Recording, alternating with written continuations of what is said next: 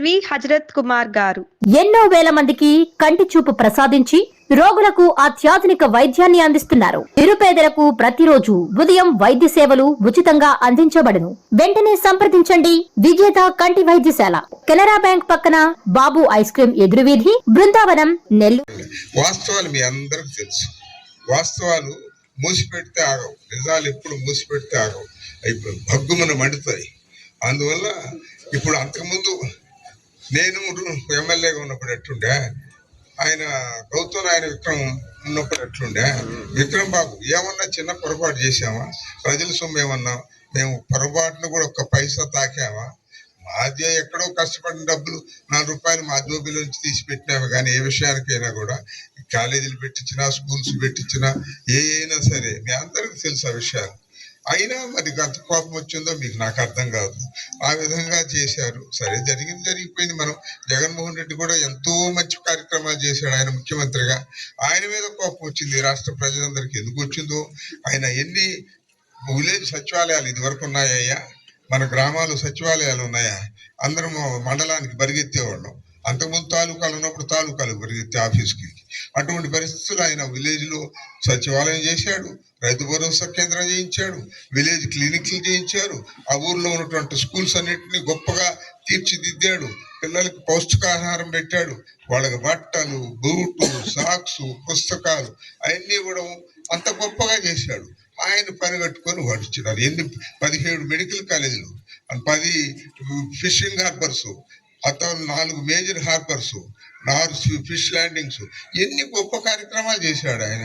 అయినా అంతకుముందు ఎవరైనా చేశారండి? అంతకుముందు 11 మెడికల్ కాలేజీలు ఉంటే ఈయన టైంలో ఒక్కడే 17 మెడికల్ కాలేజీలు కట్టించాలని మొదలు పెట్టాడు. కొన్ని పూర్తి చేశాడు, 5-6.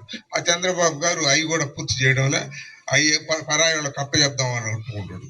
ఇప్పుడు ఎవరు అబద్ధాలు ఆడుతున్నారు, ఎవరు నిజాయితీగా చెప్తున్నారు అనేది ఆలోచించాలి కదా. చంద్రబాబు గారు మొట్టమొదటి 85,000 కోట్లు రైతు రుణాలు మాఫీ చేస్తున్నాడు, చేశాడా? 14,000 కోట్లు ఈ డ్వాక్రా సంఘాల ఆడవాళ్ళ ఈ రుణాలు మాఫీ చేస్తున్నాడు, అవి చేయలేదు. మరి మళ్ళా నిన్న ఎంతో చెప్పాడు. నిన్న ఏం చెప్పాడు?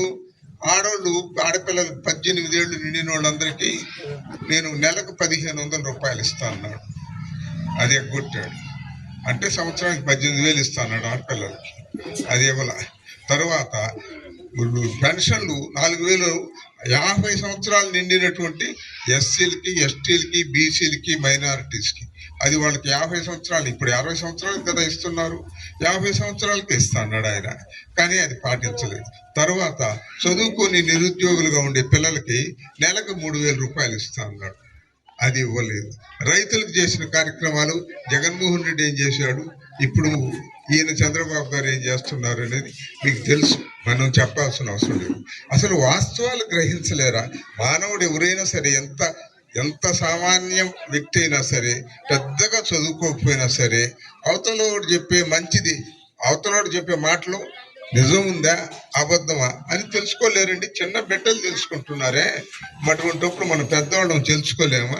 మరి తెలుసుకొని కూడా ఆ ఊర్లో ఎల్ల ఎట్టంటే పుల్ల ఇట్లా, పుల్ల ఎట్టంటే సుల్ల ఎట్ట, ఇట్లా చేసి ఊరినియం ఒకడు గట్టుకాడ గనుకాడ కుర్తి నీళ్ళ కాడకు తగులు పెట్టుకుని అసలు అసెంబ్లీ ఎలక్షన్లు, పార్లమెంట్ ఎలక్షన్ని పనిగట్టుకుని ఓడిస్తే ఎట్లండి?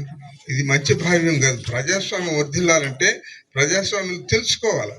ఎవరు ఎటువంటి వాళ్ళు, ఎంత నిజాయితీ ఉంది ఏం దగ్గర, చెప్పే మాటల్లో నిజం ఉందా లేదా అనేది తెలుసుకోవాలి. మీకు తెలుసు, మేము 40 సంవత్సరాల నుంచి, నేను ఎప్పుడు 83లో, ఇప్పుడు అంటే 43 సంవత్సరాలు అయింది. 83లో వచ్చినా నేను ఎమ్మెల్యేగా పోటీ చేశాను. అప్పుడు మన ప్రాంతంలో ఎమ్మెల్యేగా పోటీ చేసే వ్యక్తి ఊరికి లేదు.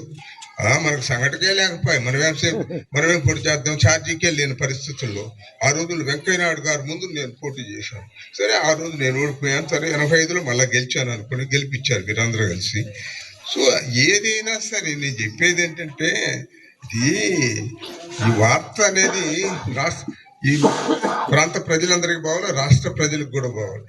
ఎవరు నిజం చెప్తున్నారు, ఎవరు అబద్ధాలు చెప్తున్నారు, పని చేసుకునే దాని కొరకు అబద్ధాలు ఎవరు చెప్తున్నారు, లేదు చెప్పిన వరకు చేసి కట్టుబాటు ఉండేవాళ్ళు ఎవరున్నారు అనేది అర్థం చేసుకొని ప్రజాస్వామ్యంలో పరిపాలకులను ఎన్నుకోవాలి. ఎప్పుడు కూడా సరైనటువంటి ప్రజాపాలకులు దొరకడం కూడా ప్రజల అదృష్టం. సరైన వ్యక్తి మనకు నాయకుడిగా ఉంటే అది ప్రజల అదృష్టం. అందువల్ల టక్కరోళ్ళు జోబులు గతిరిచ్చేవాళ్ళు ప్రజానాయకులు అయితే వాడు మనకేం పెడతాడు, మనకేం సహాయం చేస్తాడు, వాడితో జోబులు నింపుకోవడానికి సరిపోయా, మనకేం చేస్తాడు, ప్రజలకి ఏ క్షేమం కోరే పరిస్థితి ఉండదని కూడా నేను మనం చేస్తున్నాం. అందుకని దయచేసి ఆలోచించండి. ఇంకా 3 ఏళ్లకు పైన ఉంది. జరిగే విషయాలన్నీ గమనించండి. అన్ని విషయాలు మరీ మంచి సందర్భాలు